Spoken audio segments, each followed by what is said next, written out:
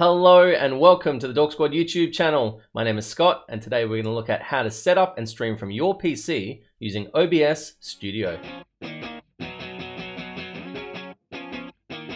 For more videos on setting up or improving your live stream, make sure you hit the subscribe button down below or check out my Twitch channel, which is twitch.tv/ScottToDork. Now today is going to be a beginner's guide at setting up and streaming from your PC to Twitch using OBS Studio. Now before we start, we need to check a few things. The first thing we're going to need to check is your internet connection. Now you can test your internet speed at speedtest.net, and I'll put the link in the description below. Now what we need to focus on is your internet's upload speed. Your upload speed will determine the resolution you can stream at. Twitch has a rough guide of the required bitrate for streaming resolution, and I'll put this link in the description below. Now your stream shouldn't occupy more than 75% of your total upload bandwidth. That means if your internet has an upload speed of 4 megabytes per second, you should look at streaming at 3 megabytes per second. And I can't stress this enough, stability in your internet connection is key. OBS stands for Open Broadcast Software, and is a free open source broadcast application. OBS Studios was developed and is updated thanks to a range of developers and contributors, generally off the back of user suggestions and input. The difference between OBS Studios and Streamlabs OBS is that OBS does not restrict you to the services offered by Streamlabs. OBS Studios comes with the absolute basics and offers maximum flexibility. OBS is often regarded as the better running application because it doesn't come with all the bells and whistles. However, both applications achieve the same result and they're both free. Once OBS is installed and you launch the application for the first time, you'll be forced to start from scratch, and that's not necessarily a bad thing. Now before we go too far, let's take a quick tour of OBS Studio. Unlike Streamlabs OBS, OBS Studio only has one window and no tabs. The large display in the center of your screen is your preview window. We'll start to see this come to life when we create our scenes. To the bottom left is your scene list. A scene is a collection of sources which make up what people see when you stream. Next to that is your source list. Sources are things like your gameplay window, webcam, or overlays. In the middle is your audio mixer. This shows the volume output of your stream, allowing you to gauge whether things are too loud or too quiet. To the right is your scene transition settings. And finally on the bottom right is your OBS controls. We're going to start by creating a profile and naming it the same as your Twitch channel. We can also create a scene collection. You can have multiple scene collections for the different games you might stream. Once we've done this, we'll create our first scene. You can create your scene by pressing the Add button. This will be our gameplay scene. Now that we've created our first scene, we can start filling it with some different sources. We'll start and add your gameplay window. Now there are two ways we can do this. Create a source by clicking the Add button and select Window Capture. OBS will display a specific window that is open. Select your game from the drop-down menu. Unfortunately, you'll need to change this window in the settings of this source if you decide to stream a different game. This isn't a great inconvenience, but it's worth noting. The second option is by display capture. OBS will display everything on a specific monitor. This means OBS will always be able to find your game, but will broadcast your desktop if you ever choose to minimize that game. Both of these options work, and whichever way you choose is entirely up to you. Next, we'll introduce your webcam by adding a video capture device. You can move and scale your webcam window to suit your broadcast.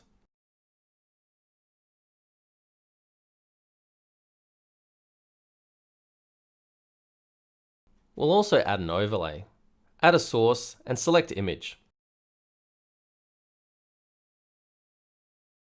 Make sure that your overlay sits above the webcam in your source list. This will ensure that your frame sits in front of your webcam window. Now the order of your sources are a little bit like the layers on a cake. Those at the top will sit in front of those on the bottom. Next we'll look at your audio settings, but first head to your Windows sound settings and disable any unwanted audio sources that aren't required for your stream. Back in OBS, open up your OBS settings menu and select audio. From here, select the correct source for your PC audio from the desktop audio drop-down menu. Then click OK. Your desktop audio is all audio produced from your PC, like gameplay or music. Next, we'll add your microphone. Add a new source and select Audio Input Capture. Then select your microphone from the device drop-down list. Now your audio mixer should show 3 audio sources. Because we have a microphone, we'll disable the webcam audio. If you look at the microphone audio meter, you might notice that only one of the channels is lighting up. To fix this, right-click anywhere in the mixer window and select Advanced Audio Properties. Then select Downmix to Mono. Now you should see both microphone channels lighting up. From this menu, you can also adjust the volume of each audio channel. Your microphone volume should be hitting the yellow section of the audio meter. Your desktop volume should be hitting the green section just below the yellow. We can also add a starting soon scene and a be right back scene. If you want to add overlays or graphics, we're going to have to input those manually. OBS Studio doesn't come with a library of themes like Streamlabs OBS, so you'll have to source these graphics and input them yourself. If you're not proficient in Photoshop or Illustrator, you can always source these graphics from sites like Fiverr or Nerd or Die. I'll link these sites in the description below. Now that we have a collection of scenes, the last thing we need to do is set our broadcast settings. Open your OBS settings, then open your stream menu. Select your streaming service. In this case, we'll be broadcasting to Twitch. Now there are 2 ways we can get OBS Studios to communicate to your Twitch account. The first is by manually inputting your stream key. To find your stream key, open your web browser and head to your Twitch Creator dashboard. Go down to Channel under Settings. From here you can copy or reset your stream key, and then paste it into OBS.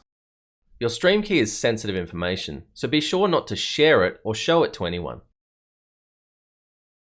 The other option is to connect OBS Studios directly to your Twitch account. You'll need to log in and authorize your Twitch account in your OBS settings.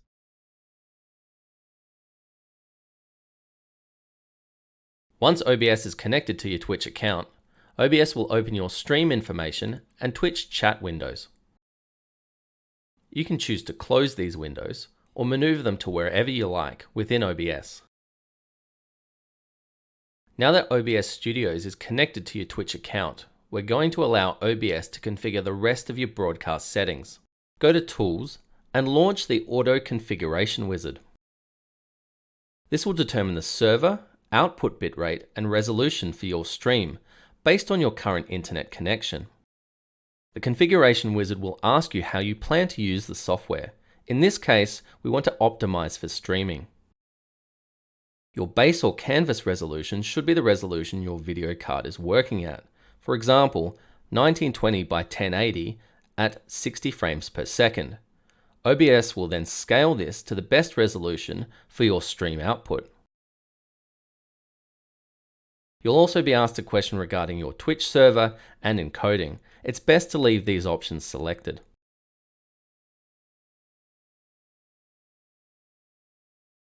This test may take a few minutes. When it's complete, OBS will show you the optimal settings it's determined, and you can choose to apply these settings. The Configuration Wizard is a really quick and easy way to apply these settings. Now remember, the environment may change when you're running a game or playing online, so be prepared to adjust these settings to find that sweet spot. To view the settings your Configuration Wizard has determined, simply open the OBS Settings menu. If this is not set correctly, you might experience dropped frames while streaming.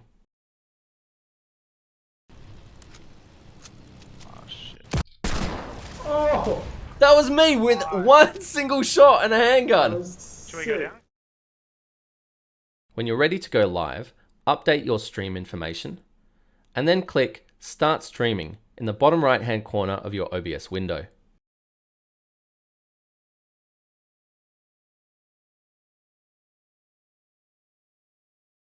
And that's it, we're live. You are broadcasting to Twitch.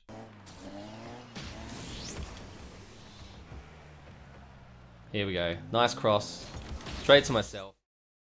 A few other things I'd like to point out are the streaming stats in the bottom right-hand corner of your OBS window. This identifies how much of your CPU OBS is using, your current frame rate, the number of dropped frames, and the current output bit rate. To end your stream, hit the Stop Streaming button. And that's about all we have for today. Thank you so much for tuning in. If you want to learn more about live streaming, make sure you hit the subscribe button down below. Check the video description for all my social media links. Until next time, guys, bye.